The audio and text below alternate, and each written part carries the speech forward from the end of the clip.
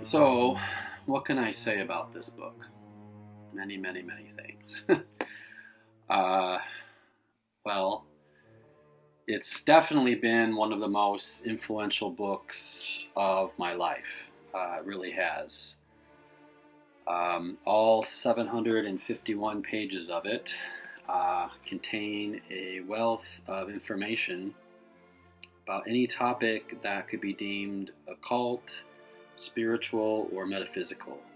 In many ways, I would call it an occult encyclopedia, and it lays out sort of an alternate history or alternative history than the one you're often fed in books and in classes. I think it's a crime, actually, because we're only getting half the story, really. This fills in a lot of the gaps. For example, in our current state of public learning, you rarely see how the Rosicrucians influenced European thought and how they brought on the Enlightenment.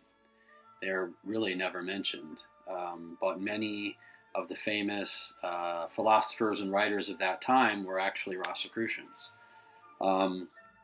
If you like books like Jared Diamond's Guns, Germs, and Steel, that detail the minutiae of different movements and forces at play through history, this book is invaluable. It'll be right up your alley.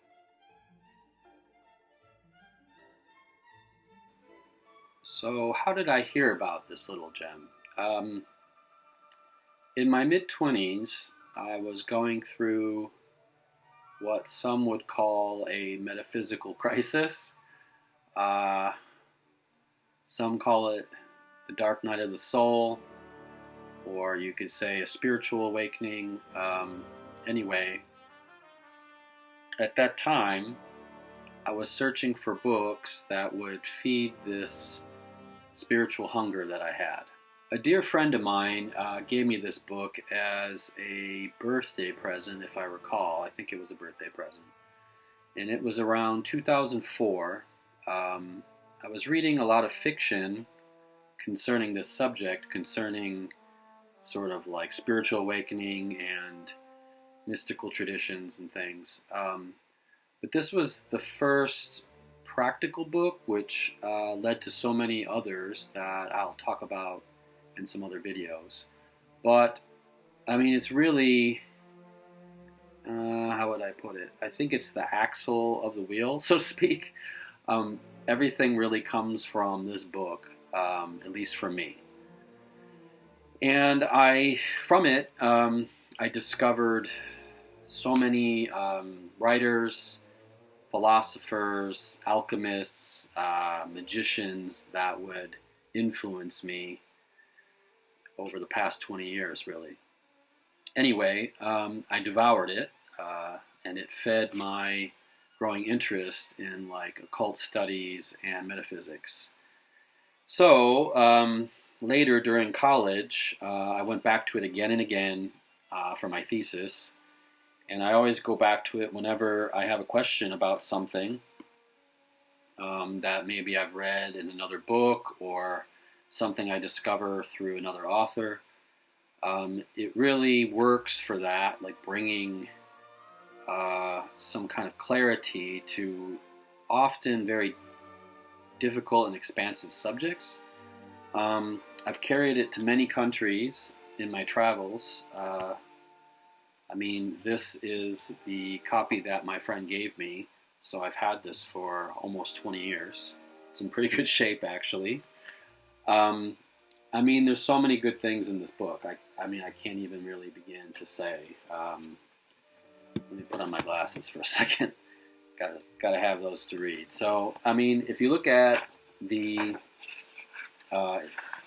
table of contents, I mean, it just goes through everything. It goes through like the ancient mystery schools and secret societies, the Gnostics, Plato, and all kinds of Bacchic, like the Dionysian mystery cults and stuff, and then all the way up to like Pythagoras and all the different Pythagorean theories, like the harmony of the spheres and his ideas about music and color and obviously mathematics. Then it goes into like the symbolism of animals and fish and plants and flowers, the symbolism of stones and metals, and also like all of the elemental forces behind those things, which is very fascinating to read, I think.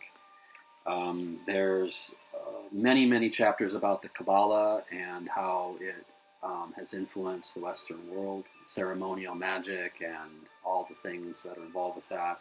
There's a bunch about the tarot cards, and not just like tarot as fortune telling, but also tarot as like a source of wisdom, or a book that changes with the reader, which is very fascinating. Talks about the Rosicrucians, which I'm very interested in.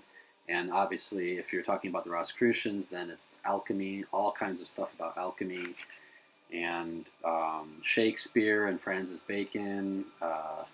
Just really great stuff. Freemasonic symbolism and cryptograms and all that kind of good stuff.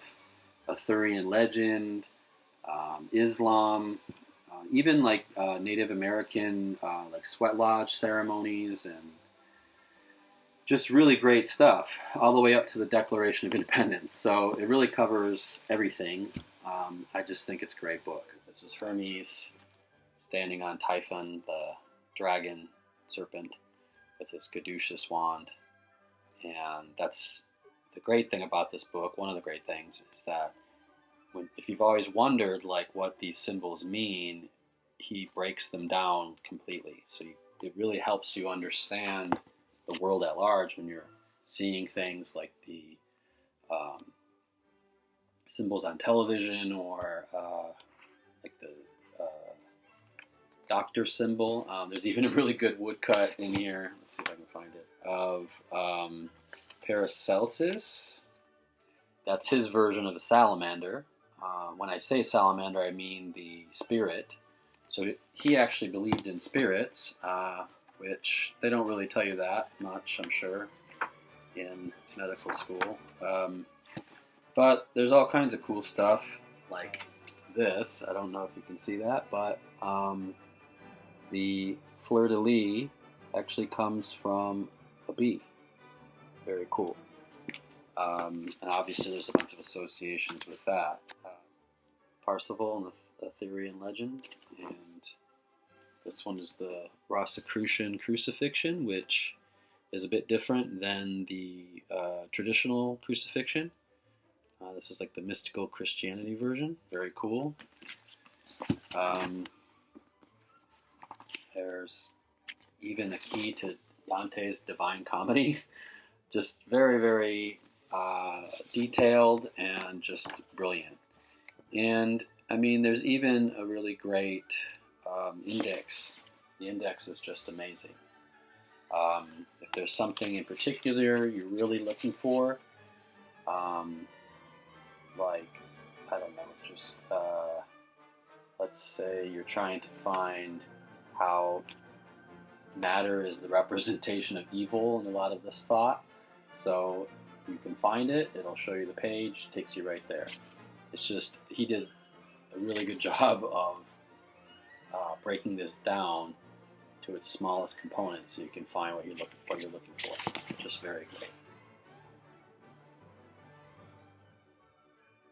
So around 2008, I think it was, as part of my thesis research, I took a trip to Amsterdam to see the Bibliotheca Philosophica Hermetica, which is quite a mouthful to say, which some people just call the Ritman Library, which I think is much easier.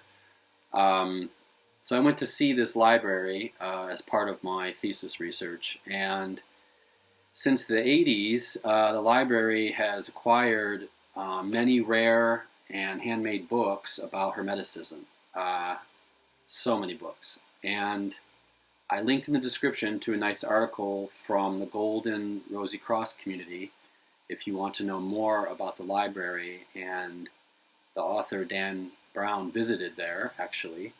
I also linked the Ritman Library's website for more info. Anyway, I highly recommend a visit if you get a chance. It's just mind-blowing. While I was there, I saw a copy of the original 1928 edition of this book. And here are a few images from it. I really don't have any words for how profound this experience was. It just really was something else, and it confirms how much books can have an effect on us, because it was definitely a high point in my life. As a bookmaker, it just left me speechless. It was such an amazing experience. Also, if you're interested, the Ritman Library has digitized many of their books. So if you want to take a look at this edition, or I think they have 5 or 6 other editions, it's all on there. Plus many other books from many other writers. There are some first editions and rare books and manuscripts from just basically the who's who of this occult world. There are manuscripts like these, and they have several printings by these incredible authors and alchemists. Anyway, I highly recommend all of Manly P. Hall's writing, and if you get a chance, check out his work at the Ritman, if you can get to Amsterdam. I'll probably do a video about his life and influence further down the line. I would say he is in my top 5 most influential occult philosophers, and his work has deeply influenced my own work.